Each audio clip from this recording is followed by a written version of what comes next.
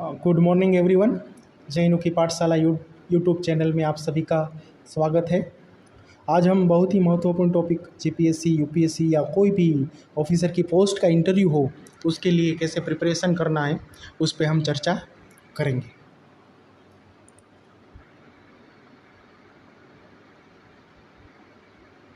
हालांकि हमने इससे पहला लेक्चर में हमने इंटरव्यू प्रिपरेशन के लिए ज़रूरी documents, dress code, makeup, body language, behaviour, attitude, speaking skills जैसे टॉपिक को हमने कवर किया था। अगर किसी ने वो लेक्चर नहीं देखा है, अगर उसको देखना चाह रहे हो तो उसको इसकी जो लिंक है उसको मैंने डिस्क्रिप्शन बॉक्स में ऐड कर दिया है। वहाँ से आप उस इंटरव्यू का प्रिपरेशन का जो मैंने लेक्चर बनाया था उसको आप देख सकते हो। आज हम बहुत ही महत्वपूर्ण जो टॉपिक है दो, फर्स्ट है जनरल प्रिपरेशन और सेकंड है टेक्निकल प्रिपरेशन, उस पर हम चर्चा करेंगे। उसके बाद जो हमारा लेक्चर रहेगा उसमें हम एंट्री इन इंटरव्यू रूम, आपको इंटरव्यू रूम में कैसे एंटर होना है, आपको कैसे बैठना है इंटरव्यू रूम के अंदर, आपको कैसे स्पेसिफिक आंसर देना है, जब आप आंसर दे रहे हो तो अपने आप पे कैसे कंट्रोल करना है, उसके बाद इंटरव्यू देने के बाद आपको बाहर कैसे निकलना है, और जो भी प्रीवियस क्वेश्चन पूछे गए हैं उस पर हम चर्चा करेंगे।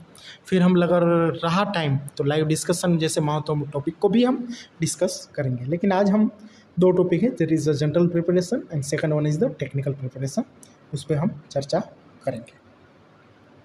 जनरल प्रिपरेशन जो सबसे अहम और इम्पोर्टेंट चीज़ है, उसमें सबसे पहला क्वेश्चन जो आपका आता है, पहला क्वेश्चन होता है that is introduce your self.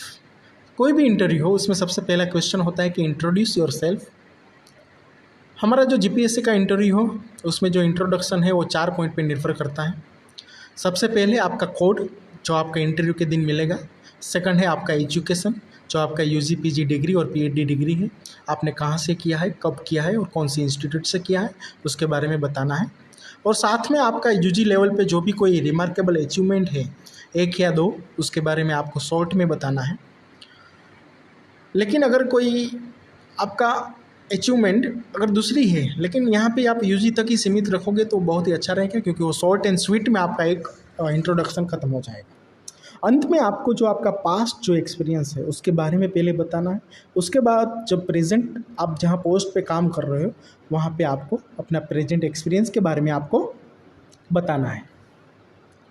लेकिन एक बात बताता हूँ कि जीपीएससी की कोई भी पोस्ट हो, वहाँ पे जब आप इंटरव्यू देने जाते हो तो वहाँ पे आपको अपना कोई भी नाम नहीं लेना है और आपका होम टाउन नहीं बताना है, क्योंकि जो आइडेंटिटी रिवील्ड हो ऐसा कोई भी चीज़, ऐसा कोई भी स्टेटमेंट या ऐसा कोई भी सेंटेंस आपको वहाँ बताना नहीं है। लेकिन अगर आप कोई अलग इंटरव्यू हो असिस्टेंट प्रोफेसर का हो तो वहाँ पे आप अपना नाम और होम टाउन बता सकते हो। तो वहाँ पे आप पीजी और पीएचडी लेवल पे कोई आपका अचीवमेंट है तो उसको भी आप वहाँ पे बता सकते हो। तो मैंने आपको एक डेमो के तौर पे मैं आपको अपना बताता हूँ इंट्रोडक्शन मैंने कैसे दिया था। तो वहाँ पे सबसे पहले माई सेल्फ इस XYZ, I did my BVS in H from the Veterinary College Sardar Kushinagar in 2012 with best internship and the gold medal award. Further, I did my MVSc with veterinary pathology from the Veterinary College Anand in 2014. Subsequently, I completed the PhD from the Indian Veterinary Research Institute in 2017. Previously, I have worked as a veterinary officer in Gujarat Animal Husbandry Department at the Morbi from the 2018 to 2023 and was engaged in various technical, extension and administration work.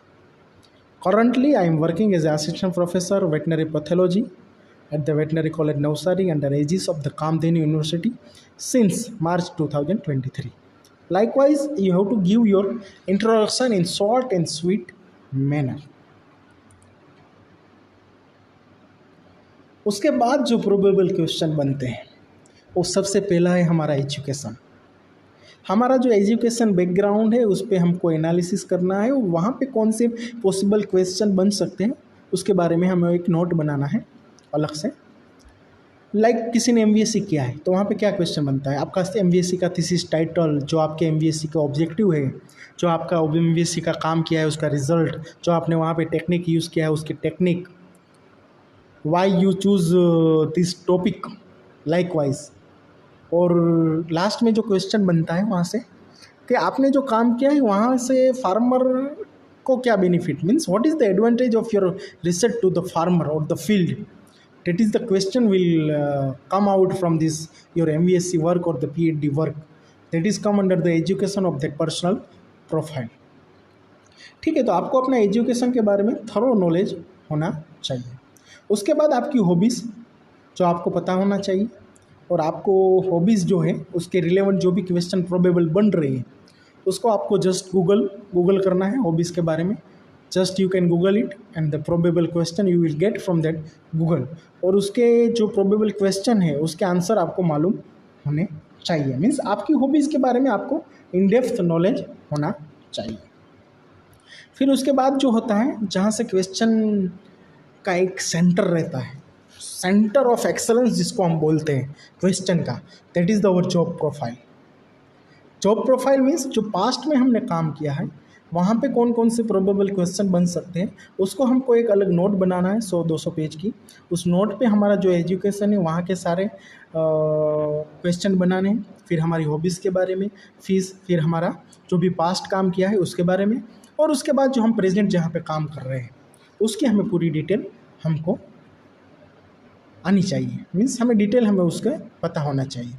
Like अगर कोई आप काम कर रहा है MBD में और dairy में एज ए वीओ, तो वहाँ पे जो भी आप काम कर रहे हो, like whatever you are doing in as a VO in dairy और MBD, like diagnosis and the treatment of the various case. तो यहाँ पे जो भी आप केस बताओगे, जो भी डिजीज़ बताओगे, कॉमन डिजीज़ ये है इसके बारे में हम डायग्नोस करते हैं, इसकी ट्रीटमेंट करते हैं, उसके बारे में आपको नॉलेज होना चाहिए. ठीक है. जो भी प्रोबेबल क्वेश्चन है जहाँ हम काम कर रहे हैं, like common disease in our area और common disease encountered during our practices, like आप बताओ theileria, babesiosis, trypanosomiasis, mastitis, ehrlichiosis, likewise जो भी आप डिजीज़ के बारे में बताओ, तो वहाँ पे आपको रेडी रहना है काउंटर क्वेश्चन के लिए.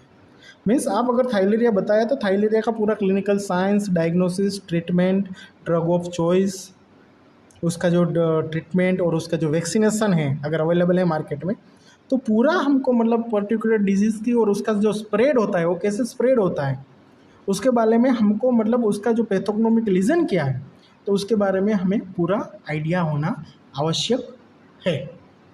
ठीक है. काउंटर क्वेश्चन यहाँ पे होते हैं, जो भी हम बता रहे हैं उसके बारे में हम अच्छे से, मैंने आपको पहले भी बताया, एक नोट लो, वहाँ पे आप लिख लो अच्छे से क्या क्या क्वेश्चन बन सकते हैं, वो सभी चीज़ को आप नोट डाउन करो, ताकि क्या रहेगा आपको जब आंसर देने में बहुत ईजीनेस रहेगी.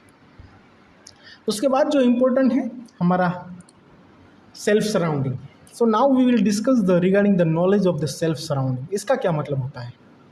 इसका मतलब ये होता है कि हम जहाँ से बिलोंग करते हैं वो डिस्ट्रिक्ट, टाउन, विलेज या स्टेट, और हम जहाँ काम कर रहे हैं उस डिस्ट्रिक्ट का पूरा जियोग्राफिकल लोकेशन, कल्चरल हिस्ट्री, वहाँ की कोई फेमस पर्सनालिटी है वो, या वहाँ की जो एनिमल हस्बेंड्री प्रैक्टिसेस हैं उसके बारे में हमें पूरा मालूम होना चाहिए.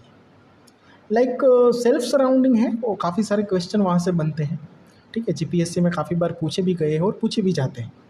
एग्जाम्पल के तौर में मैं आपको बताऊंगा, अगर कोई आपके बीच में से कच्छ ज़िले से है और कच्छ ज़िले में वो काम कर रहा है, तो वहाँ का important geographical location like white run, उसका इम्पोर्टेंस, उसका सिग्निफिकेंस क्या है, वहाँ की कोई एंशिएंट हिस्ट्री है, वहाँ का कोई म्यूज़ियम है, उसके बारे में आपको पूरा मालूम होना चाहिए. वहाँ का कोई फेमस प्लेस है उसके बारे में, वहाँ का जो कल्चरल है, वहाँ की जो लैंग्वेज है, वहाँ की कोई फेमस पर्सनालिटी है, उसके बारे में आपको पूरा नॉलेज होना आवश्यक है और अनिवार्य है. और वहाँ की एनिमल हस्बेंड्री प्रैक्टिसेस जो बहुत ही इंपॉर्टेंट है. पिछली बार भी बहुत क्वेश्चन यहाँ से पूछे गए थे. जो आपकी डिस्ट्रिक्ट है, जहाँ आप काम कर रहे हो, जिस डिस्ट्रिक्ट से, हालांकि वहाँ डिस्ट्रिक्ट बताना आवश्यक नहीं है, लेकिन काफ़ी बार वो क्वेश्चन में पूछते हैं कि आपका डिस्ट्रिक्ट का पॉपुलेशन क्या है. लाइक पूछते हैं कि आपका डिस्ट्रिक्ट का लाइफ स्टॉक सेंसस के बारे में आप बताओ, क्या जानते हो. तो हमें जो भी हमारी लाइफ स्टॉक है, केटल, बफेलो, सीप, गोट, हॉर्स, कैमल, उसका जो पॉपुलेशन हमारा डिस्ट्रिक्ट का, हमारा स्टेट का और हमारा इंडिया का हमें टिप ऑफ टंग होना चाहिए. ठीक है. लाइफ स्टॉक सेंसस जो होता है हर 5 साल में होता है. 2012 में था, फिर उसके बाद 2017 में होना था, लेकिन वो 2017 की वजह 2019 में ख़त्म हुआ था life stock census means counting of the live stock, तो उसके नंबर हमें मालूम होने चाहिए। अगर हम जिस डिस्ट्रिक्ट है वहाँ के कोई एनिमल रजिस्टर्ड है, कोई ब्रीड ऐसी है जो रजिस्टर्ड है, तो उसके बारे में आपको पता होना चाहिए। एग्जांपल मैं बताऊंगा कि कच्छ का जो खाराई कैमल है that is the registered camel breed है। तो कैमल की क्या इंपॉर्टेंस है, उसका फीडिंग हैबिटेट क्या है, उसका सिग्निफिकेंस क्या है। Camel is known as the swimming, camel will swim, that is the Kharai camel. तो उसका क्या मिल्क प्रोडक्शन है, तो उसके बारे में हमें पता होना चाहिए। फिर हमारी जो एनिमल हस्बेंड्री प्रैक्टिसेस है, north Gujarat versus south Gujarat, north Gujarat versus Saurashtra, how this animal husbandry practices is differ, means हम जहाँ से बिलोंग करते हैं उसकी अलग जगह से कैसे डिफ़र करती है वो हमें मालूम होना चाहिए। फिर मिल्क की बात आई तो कैमल मिल्क जो भी बहुत ही इम्पोर्टेंस है, हेल्थ सिग्निफिकेंस भी है, तो उसके बारे में भी साथ साथ में जो कैमल मिल्क प्रोडक्शन का जो प्रोक्योरमेंट हो रहा है, सरहद डेयरी जो कच्छ की है वो इसका प्रोक्योरमेंट कर रही है, तो उसके बारे में भी हमें मतलब एग्जांपल के तौर पे मैं आपको बता रहा हूँ कि उसके बारे में हमें पूरा नॉलेज होना चाहिए।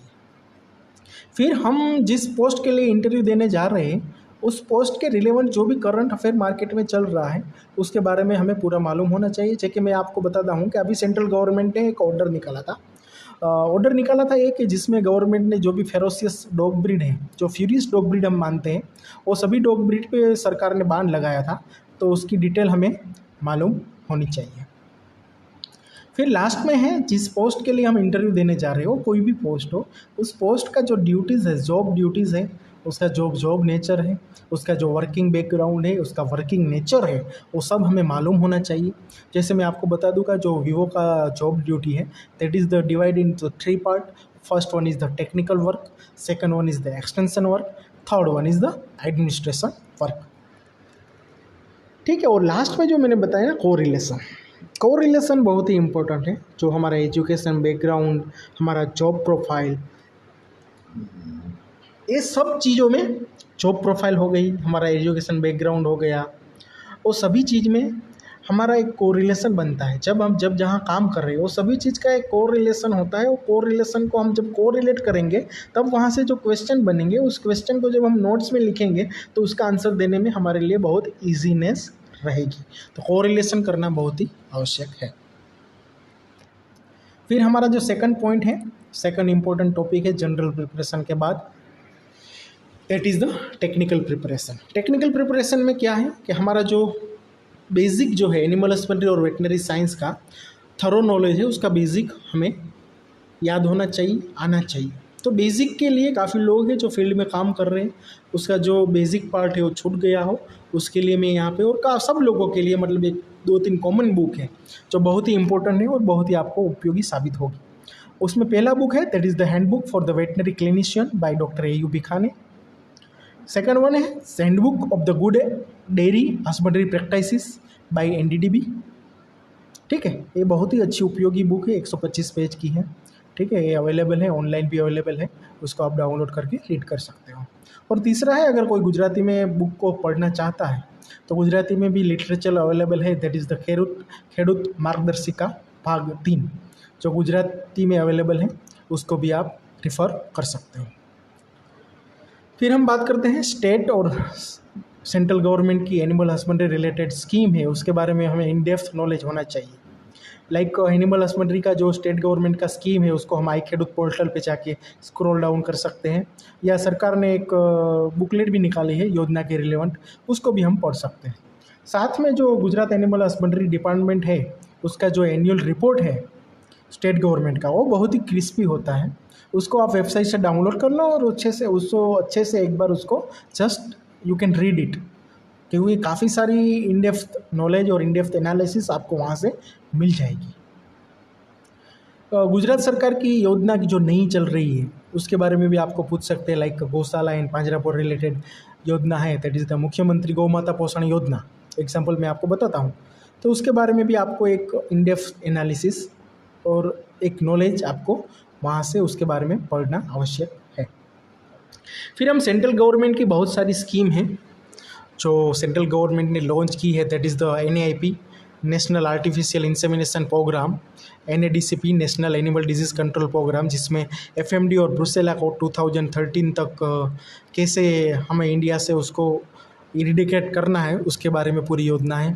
फिर national life stock mission NLM, फिर national digital life stock mission that is the NDLM, और वेरियस एप्लीकेशन लाइक भारत पशुधन और ई गोपाला। इसका क्या सिग्निफिकेंस है, इसका क्या इम्पोर्टेंस है, ये किसने लॉन्च की थी, कब लॉन्च की थी, इसका कौन देखभाल कर रहा है, सब के बारे में हमें पूरा नॉलेज होना चाहिए।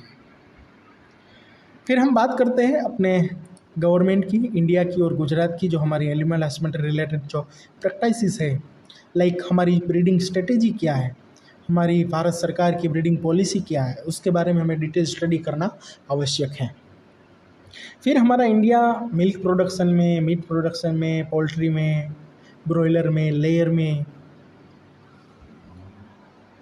कहाँ पे रैंक है, वर्ल्ड के अंदर हमारा रैंक क्या है, ये सब सारी चीज़ प्रोडक्शन में, और जो भी एनिमल हस्बेंड्री रिलेटेड एक्टिविटी है उसमें इंडिया कहाँ पे वर्ल्ड में स्टैंड कर रहा है, उसके बारे में, per capita availability of milk, meat, egg, what is the egg production in India, what is the rank of egg in India, और जो भी हमारे एनिमल्स है वो इंडिया के अंदर उसका क्या स्टैंड है, उसके बारे में हमें पूरा एक नॉलेज और स्टडी करना आवश्यक है। फिर मैं बात बताता हूँ अभी एम्ब्रियो ट्रांसफ़र टेक्नोलॉजी, जो भारत सरकार का एक, और गुजरात सरकार भी उसमें इन्वॉल्व है, मीन्स एम्ब्रियो ट्रांसफ़र टेक्नोलॉजी पे फोकस हो रहा है, तो उसमें सरकार ने अभी सब्सिडी स्टार्ट की है एम्ब्रियो ट्रांसफ़र टेक्नोलॉजी। तो IVF embryo transfer technology, sex semen doses, ये सब क्या है, उस पर सरकार अभी सब्सिडी दे रही है। पर सेक्स सीमेंडोज सरकार 300 रुपीज़ सब्सिडी दे रही है। ठीक है, तो ये सब चीज़ के बारे में आपको पढ़ना और इम्पोर्टेंट नोट बनाना आवश्यक है। फिर बात करूँ कि अपने गुजरात की, तो हमारे गुजरात की जितनी भी ब्रीड है, लोकल ब्रीड है या नॉन रजिस्टर्ड और रजिस्टर्ड दोनों, रजिस्टर्ड ब्रीड को क्या बोलते हैं कि जो national bureau of animal genetic research में रजिस्टर्ड हुई है, जो भी हमारी एनिमल ब्रीड है, कोई भी हो, केटल हो, बफेलो हो, सीप हो, गेट हो, सीप, गोट, हॉर्स, डोंकी, ये सभी सभी ब्रीड जो है, डॉग है, क्या पोल्ट्री हो गया, जो भी ब्रीड हमारी रजिस्टर हुई है या रजिस्टर नहीं हुई, जो भी ब्रीड है, ये सभी ब्रीड का जो सिग्निफिकेंस है, इम्पोर्टेंस है, उसकी कैरेक्टरिस्टिक फ्यूचर जो है, ये सभी ब्रीड का, मीन्स उसका मिल्क प्रोडक्शन क्या है, वो सभी के बारे में, उसका फीडिंग हैबिटेट क्या है, वो सभी के बारे में हमें, और उसका जो पेशियल माई लाइक काकरेज है द फेमस फॉर द सवाई चाल, likewise we have to know all that particular aspect on the particular breed. फिर बात करते हैं कोऑपरेटिव सेक्टर, जो गुजरात से बिलोंगिंग करता है। कोऑपरेटिव सेक्टर अमूल पैटर्न है, उसका इतिहास और उसका प्रेजेंट और पास्ट और उसका फ्यूचर क्या है, उसके बारे में हमें स्टडी करना है, उसके बारे में हमें नॉलेज गेन करना है। फिर बात करते हैं कि जो एनिमल हस्बेंड्री रिलेटेड ऑर्गेनाइजेशन है, जो सेंट्रल में भी है और स्टेट में भी है, उसके बारे में, like what is the role, what is the objective, what is the goal of particular organization, इन सुपरफिशियल नॉलेज आपको होना चाहिए। Like Gujarat veterinary council of India, national dairy development board, GCMF, Gau Seva and Gochar Vikas board, GLDB, Gujarat livestock development board, ठीक है, sheep and wool development corporation limited, उसके बारे में हमें एक, इरमा, उसके बारे में हमें एक हल्का सा एक नॉलेज, ऑर्गेनाइजेशन जो भी है उसके बारे में हल्का सा नॉलेज होना चाहिए। फिर वर्ल्ड लेवल पे जो ऑर्गेनाइजेशन है, like world organisation for animal health, food and agriculture organisation for of the united nation, उसके बारे में हमें नॉलेज होना चाहिए। जो world organisation for animal health, जो अर्लियर जो OI के नाम से जाना जाता है, उसका हेडक्वार्टर कहाँ है, उसका सिग्निफिकेंस क्या है, उसका ऑब्जेक्टिव क्या है, वो किस एरिया में काम करता है, उसके बारे में हमें नॉलेज होना चाहिए। फिर 6th टॉपिक है हमारा, that is the various website.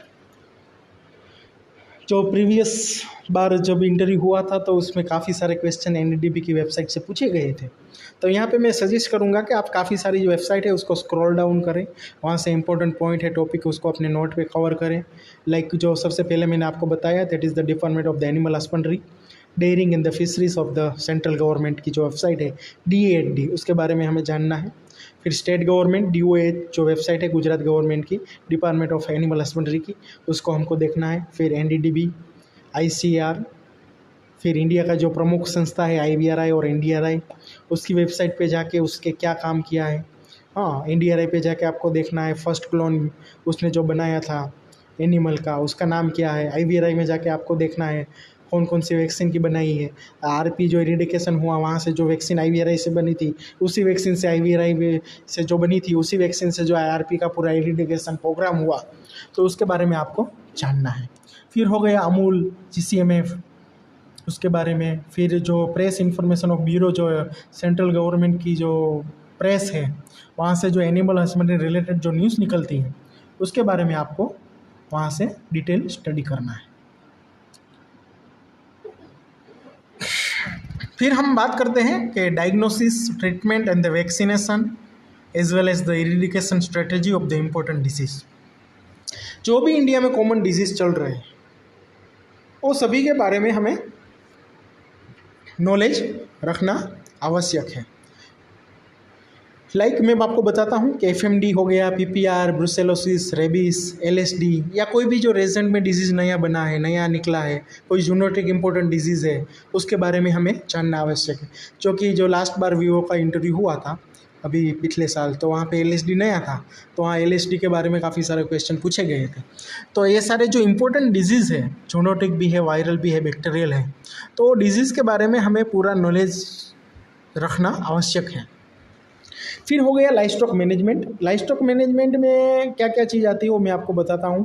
एक हो गया फूड, सेकंड वाटर, फिर शेल्टर, फिर एनवायरनमेंट, और फिर 5वां है गायनेकोलॉजिकल मैनेजमेंट। मीन्स यहाँ पे क्या होता है कि आपको बोला जाए कि 10 एनिमल का फार्म बनाना है, तो उसके लिए क्या क्या रिक्वायरमेंट रहेगी। स्पेस रिक्वायरमेंट, और पर्टिकुलर एनिमल के लिए कौन कौन से स्पेस की रिक्वायरमेंट रहेगी, क्या क्या मतलब कौन से मेजरमेंट से स्पेस रिक्वायरमेंट रहेगी, तो उसके बारे में आपको पता होना चाहिए। केटल, बफेलो, पोल्ट्री, सीप, गोट, उनके लिए आपको कौन कौन सा minimum space requirement particular animal को रहने के लिए चाहिए, उसका नॉलेज आपको होना चाहिए। फिर गायनेकोलॉजिकल मैनेजमेंट में क्या होता है, आर्टिफिशियल इंसेमिनेशन, रिपीट ब्रीडिंग, एनिस्ट्रस, वो सभी के बारे में आपको मतलब एक इन डेप्थ नॉलेज होना आवश्यक है। फिर सेल मैनेजमेंट के बाद जो हो गया इम्पोर्टेंट एस्पेक्ट है, जो काफ़ी बार क्वेश्चन पूछे गए हैं, और काफ़ी बार क्वेश्चन वहाँ से जो पूछे जाते हैं और पूछे गए भी हैं, न्यूट्रिशनल एस्पेक्ट। न्यूट्रिशनल एस्पेक्ट वाले जो क्वेश्चन है वहाँ से क्या पूछते हैं, मेरे को जब पूछा गया था कि स्केर्सिटी फूड, स्केर्सिटी में कौन कौन से फूड अवेलेबल होंगे और कौन कौन से फूड आपको एनिमल को खिलाने की आप वहाँ पे एक फार्मर को एडवाइस करोगे, तो उसके बारे में हमें नॉलेज होना चाहिए। जो भी थंब रूल है न्यूट्रिशन रिलेवेंट कि concentrate, roughage, dry matter intake for dairy animals, उसके बारे में हमें पूरा मतलब एक पढ़ लेना है। फिर बात करेंगे हम, अगर कोई स्पेशलाइजेशन में काम कर रहा है, कोई हॉर्स में काम कर रहा है, कोई पोल्ट्री में काम कर रहा है, तो पोल्ट्री न्यूट्रिशन या हॉर्स न्यूट्रिशन, पोल्ट्री का स्पेस रिक्वायरमेंट, हॉर्स का स्पेस रिक्वायरमेंट, हॉर्स का मैनेजमेंट, पोल्ट्री का मैनेजमेंट, उसको कैसे करेंगे, तो उसके बारे में हमें इन डेप्थ एक एनालिसिस नॉलेज गेन करना है, और वो अनिवार्य है। लास्ट में जो है एथिक्स एंड लॉ, जो हम UG के लेवल में एक कोर्स पढ़ते थे, वेटनरी एथिक्स एंड जूरिस्प्रूडेंस, वहाँ से काफ़ी सारे क्वेश्चन एथिक्स और जूरिस्प्रूडेंस रिलेटेड निकलते हैं। क्या होता है यहाँ पे, जब भी क्राइम इन्वॉल्व होता है और एनिमल का डेथ हो जाता है, तो उसको हम वेटरोलीगल पैथोलॉजी या फॉरेंसिक पैथोलॉजी के नाम से जाने जाते हैं। तो वेटरोलीगल पैथोलॉजी में जब हम पोस्टमार्टम करते हैं, तो वहाँ पे हमको कौन से सैंपल कलेक्ट करने हैं, बैक्टीरियोलॉजी के लिए, वायरोलॉजी के लिए, कोई टॉक्सिसिटी या पॉइजन सस्पेक्टेड है तो उसके लिए हमको कौन से सैंपल लेने हैं, और कौन से प्रिजर्वेटिव में हमको सैंपल कलेक्ट करने हैं, तो उसके बारे में हमें हल्का सा एक पेज का एक नॉलेज होना चाहिए। फिर हम बात करते हैं कि disaster management. As a veterinarian, disaster management में एज ए वेटनरियन का क्या रोल रहेगा, तो उसके बारे में मैं आपको बताता हूँ कि जब भी कोई फ्लड हो, ड्रॉट हो, स्ट्रॉम हो, तो वहाँ पे क्या होता है कि काफ़ी सारे एनिमल की डेथ हो जाती है, या काफ़ी सारे एनिमल अफेक्टेड हो जाते हैं। तो हमारा, जब मान लो कि एग्जांपल बताता हूँ कि फ्लड हो गया या स्ट्रॉम हो गया, तो वहाँ पे जो एनिमल, सबसे पहला काम हमारा होता है, जो भी एनिमल मरे हैं उसको हमको साइंटिफिक वे में उसको कारकास डिस्पोजेबल करना है। हमको कारकास डिस्पोजल का जो साइंटिफिक वे है वो मेथड हमें आना चाहिए, और उस हिसाब से हमको उसको डिस्पोज करना है। ठीक है, पहला पॉइंट हो गया। दूसरा पॉइंट हो गया पोस्टमार्टम करना है, जो भी मरे हैं उसका पोस्टमार्टम सर्टिफिकेट इश्यू करना है, डेथ सर्टिफिकेट इश्यू करना है। और तीसरी चीज़, जो भी रिलीफ, जो गवर्नमेंट ने रिलीफ इश्यू की है, रिलीफ नोटिफाई की है, मतलब कि जो भी मतलब उसको फाइनेंशियली रिलीफ मिलनी चाहिए, अगर किसी का एनिमल मरा है तो इतनी फाइनेंशियल रिलीफ जो भी गवर्नमेंट नोटिफाई करती है, तो उसको जो भी एनिमल ओनर का एनिमल डेथ हुआ है उसको रिलीफ पहुँचे, वो हमें उस पे हमें काम करना है, उसको रिलीफ पहुंचाने का काम करना है। तीसरी चीज़ हो गई हमारी, उसके बाद जो है कि जो भी अफेक्टेड एनिमल हुआ उसकी ट्रीटमेंट करना है अच्छे से। और लास्ट वाला है कि अगर मान लो कि एक्सट्रीम स्टॉर्म हुआ या एक्सट्रीम फ्लड हुआ तो वहाँ पे क्या स्ट्रेस कंडीशन इंड्यूस होती है, तो काफ़ी सारे प्रोन एरिया होता है, कोई एरिया एचएस प्रोन होता है, कोई बीक्यू प्रोन होता है, तो उसी हिसाब से हमें वहाँ पे एक वैक्सीनेशन शेड्यूल ऑर्गेनाइज करना है और वैक्सीनेशन ऑर्गेनाइज करना है। और ताकि क्या होता है कि जो वैक्सीनेशन करोगे तो वहाँ पे कोई भी स्ट्रेस कंडीशन से जो मतलब फ्लर अप होता है एचएस बीक्यू, तो उसका वैक्सीनेशन अगर लग जाएगा तो वहाँ पे कोई भी फ्लर अप नहीं होगा। मीन्स वैक्सीनेशन स्ट्रेटेजी आपको लगानी है। और चौथी चीज़ हो गई एक्सटेंशन, जो आपको डिजास्टर से पहले करना है, क्योंकि स्ट्रॉम हो गया है तो स्ट्रॉम का अर्ली वार्निंग सिस्टम अभी इंडिया में हर बार देते ही है मेट्रोलॉजिकल डिपार्टमेंट कि इस एरिया में हो सकता है, ये हो सकता है, तो हमको गवर्नमेंट की तरफ से एक्सटेंशन एक्टिविटी करना है। जो भी फार्मर है, एनिमल फार्मर है, उसको हमें माहिती से अवगत करना है कि आपको क्या करना है, क्या नहीं करना है, what to does, what to not does during flood, during drought, during storm और ड्यूरिंग एनीथिंग लाइकवाइज। उसके बाद जो हमारा लास्ट 2 टॉपिक है, that is the recent animal husbandry practices और द एग्रीकल्चर एक्टिविटी। क्या है कि एग्रीकल्चर एक्टिविटी में ऑर्गेनिक फार्मिंग अगर अभी ट्रेंडिंग में चल रहा है, तो ऑर्गेनिक फार्मिंग के बेसिस पे अभी ऑर्गेनिक डेयरी फार्मिंग का कंसेप्ट बढ़ा है। लोग अभी ऑर्गेनिक मिल्क की तरफ भाग रहे हैं। A1 A2 उसका मिल्क का क्या डिफरेंस है, जो देसी गाय से मिल रहा है, जो हमें ऑर्गेनिक मिल्क चाहिए, people are the preferring the organic milk. तो ऑर्गेनिक डेयरी फार्मिंग कैसे सेटअप करना है उसके बारे में हमें नॉलेज होना चाहिए। फिर लास्ट टॉपिक है क्लाइमेट चेंज। जो भी क्लाइमेट चेंज हो रहा है उस पर एनिमल हस्बेंड्री पे क्या इम्पैक्ट पड़ रहा है, और एनिमल हस्बेंड्री पे जो इम्पैक्ट पड़ रहा है क्लाइमेट चेंज की, तो उसको हम कैसे मिनिमाइज कर सकते हैं, क्लाइमेट चेंज को कैसे मैनेज करना है हमें, ठीक है, ताकि हमारा क्लाइमेट चेंज की वजह से एनिमल पे कोई इम्पैक्ट ना पड़े, अगर पड़े तो मिनिमम इम्पैक्ट पड़े। तो हमारे एनिमल को हमें क्लाइमेट चेंज की वजह से जो भी चेंज हो रहा है उसके बारे में हम कैसे बचा सकते हैं, उसके बारे में हमें एक नॉलेज होना चाहिए। तो हमने जो भी टॉपिक आज डिस्कस किया है, अगर आपको कोई भी डाउट हो तो आप just you can Google it. हर कोई चीज़ अभी जो है वो गूगल में अवेलेबल है। Google में just you type whatever you want, you will get lots of information, and according to your thought process you can choose whatever it is needed for you simply। Last में मैं आपको एक बात बताता हूँ कि काफ़ी लोग होंगे जिसके रिटर्न में मार्क कम है, लेकिन वो इंटरव्यू में मार्क को कवर कर सकते हैं, बिल्कुल कवर कर सकते हैं। पास्ट में भी हुआ है, रिटर्न में कम हुआ, इंटरव्यू में बहुत सारे मार्क उसने कवर कर लिए। तो उसके बारे में मैं एक मैसेज देना चाहता हूँ कि उम्मीद मत छोड़ो, जब आपको लगेगा कि अब कुछ नहीं हो सकता है तभी चमत्कार होगा। तो thank you very much once again. Hope you will enjoy this video and we'll meet again in next class. Thank you once again.